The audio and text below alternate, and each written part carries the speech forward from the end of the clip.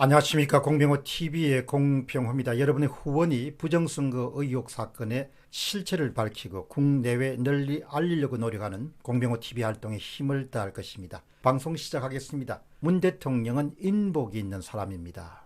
그의 의중을 읽고 척척 알아서 일을 추진해주는 양정철과 조혜주 같은 인물이 주변에 제법 많지 않습니까? 이번 선거만 해도 그렇지 않습니까? 그쪽과의 친분이 두터운 지인과 대화 중에 등장한 문장입니다. 그래서 제가 이런 이야기를 해주었습니다. 복이 될지 화가 될지 두고 봐야 안 되겠습니까? 그분은 제 말을 얼른 받아서 이렇게 답했습니다. 한국 사람들 금시에 잊어버립니다. 눈앞에 이익이 안 되는데 오래 가겠습니까? 얼마 가지 못해서 다 잊혀지고 말 것입니다. 첫 번째 질문은 조혜주 상임위원회 이력입니다. 조혜주 중앙선거관리위원회 상임위원회 경력을 살펴보면 선관위 업무 전부를 장악하고 움직일 수 있는 경험과 지식 그리고 인맥을 소유하고 있음을 알 수가 있습니다. 1992년도 정읍시 선거관리위원회 사무국장 석인관급으로 출발해서 2001년도 선거관리실 선거과장 부이사관입니다. 2007년도에 기획조정실장, 2009년도에 선거실장, 2010년도에 경기도 선관위 상임위원 1급 상당입니다. 그리고 2012년도에 1급으로 퇴임하게 됩니다. 그의 경력 가운데서도 특별히 눈길을 끄는 부분은 전자개표기 프로젝트가 시작된 것이 바로 2002년도 과장 재직 당시입니다. 그를 전자개표기 도입의 주역 가운데 한 사람이다 이렇게 표현할 수가 있습니다. 2002년도 6월 4일 중앙선관위가 발간한 선거 소식에 따르면 전자개표기에 대한 기대감이 한껏 부풀어 올라 있음을 확인할 수 있습니다. 얼마 전 치러진 정당의 대통령 선거 후보 경선에서 전자투표기를 사용함으로써 투표 종료와 동시에 후보자별 득표수가 공표되는 등 전자투표기의 진가가 발휘되면서 전자투표가 국민적 관심사로 대두되었고 이제는 공직선거에도 전자투표기를 도입하자는 의견이 많이 제시되고 있습니다. 소식지에서 이렇게 또 강조합니다. 우리 선관위는 전자투표기 도입의 전 단계로 투표 방식은 현재의 방식대로 유지하지만 개표 과정에서만 전자시스템을 도입하기로 하고 이미 전자개표기의 개발을 완료하여 650대의 개표기를 일선 선관위에 배치한 바 있으며 이번 지방선거 개표에 활용할 계획을 갖고 있습니다. 지금까지도 개표소에 사용하는 분류기, 개수기, 제어용 컴퓨터 등이 통신 장비가 없는 기계장치라고 중앙선거위는 일관되게 주장하고 있습니다.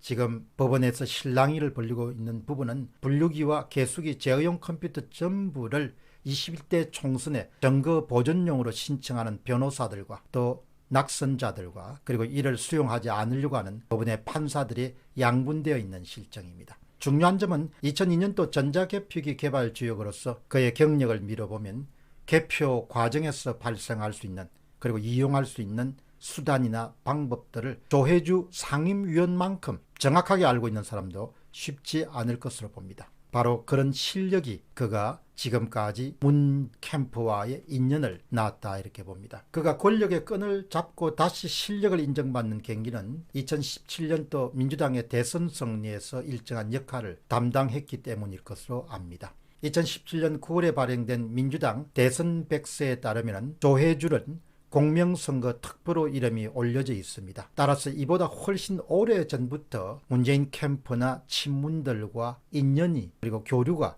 있었으므로 추측됩니다. 권력을 추구하는 사람들의 레이더에 진작부터 그가 눈에 들어왔을 것입니다. 전북 장수 출신, 검정고시를 통한 입지전적인 인생 행보, 바닥부터 올라온 사람들이 가지는 특유의 처세술과 출세욕과 충성심, 선거 과정 전부를 꿰뚫는 경험과 실력 등을 권력을 추구하는 사람들이 절대 놓칠 수 없는 매력 포인트들 가운데 속합니다. 다음 질문은 조혜주 임명 전후 이야기입니다. 조혜주 상임위원 임명이 얼마나 무리한 조치였는지 짐작할 수 있는 것은 조혜주 상임위원 임명에 대한 그의 친정인 중앙선관위 내부의 첫 반응이었습니다. 2019년 1월 17일자 조선일보의 선정민 기자는 임명 발표 전후의 선관위 분위기를 생생하게 전하고 있습니다. 선관위 관계자 A씨 이야기입니다. 선관위 내부에서도 조혜주 후보자의 민주당 특보 경력이 해명이 안 된다는 우려가 상당합니다. 참고로 조혜주 후보는 2017년 9월에 발행된 민주당 대선 백서에 공명선거 특보로 이름이 올라 있지만 작년 12월 22일부터 민주당으로부터 특보 임명 사실이 없음 확인성을 받고 바로 다음 날 문재인 대통령의 지명을 받아서 논란이 되었다. 여기서 작년이라는 것은 2018년을 이야기합니다. 선관위 관계자 B씨는 이렇게 또 주장합니다. 이번 논란이 있기 전부터 조 후보자가 민주당을 돕는다더라, 상임위원이 되기 위해 뛴다더라 라는 얘기를 들은 바가 있습니다. 이렇게 이야기합니다. 이런 지적에 대해서 조혜주 후보자와 민주당은 인정을 하지 않습니다. 특보 임명 사실이 없고 실제 활동한 적도 없다. 그런데 왜 그렇게 결사적으로 야당이 반대할까요? 이것도 거짓일 가능성이 굉장히 높다는 겁니다. 특히 조혜주 후보자는 지난 총선에서 선거방송심의위원을 지내면서 민주당에 유리한 편파 심의를 했다는 지적을 받기도 했습니다. 선관위 관계자 C씨는 또 이렇게 주장합니다. 2012년 선관위 1급 공직자로 퇴임한 조 후보자가 역대 선관위 출신 상임위원 5명과 달리 차관급 사무차장과 장관급 사무처장을 거치지 않은 상태에서 3단계 승진한 것은 대단히 예외적인 일입니다.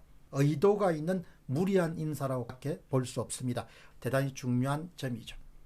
요약해서 말씀드리겠습니다. 야당의 격렬한 반대에도 불구하고 누가 보더라도 3단계 수직 상승 인사라는 비판에도 불구하고 그를 무리하게 42일 만에 임명한 특별한 이유는 뭘까? 그 이유가 분명하게 있는 것이죠. 동일한 측면에 접근하면 조혜주 임명 강행의 이유를 충분히 짐작할 수가 있습니다. 그를 임명하는 일이 크게 남는 장사이기 때문입니다. 이렇게 볼 수 있습니다. 문재인 대통령은 조혜주만큼 총선과 대선에 도움을 줄 수 있는 적임자는 없다라고 판단하였기 때문에 무리수를 두서라도 야당의 반대도 불구하고 청문회도 생략한 채 임명했을 것입니다.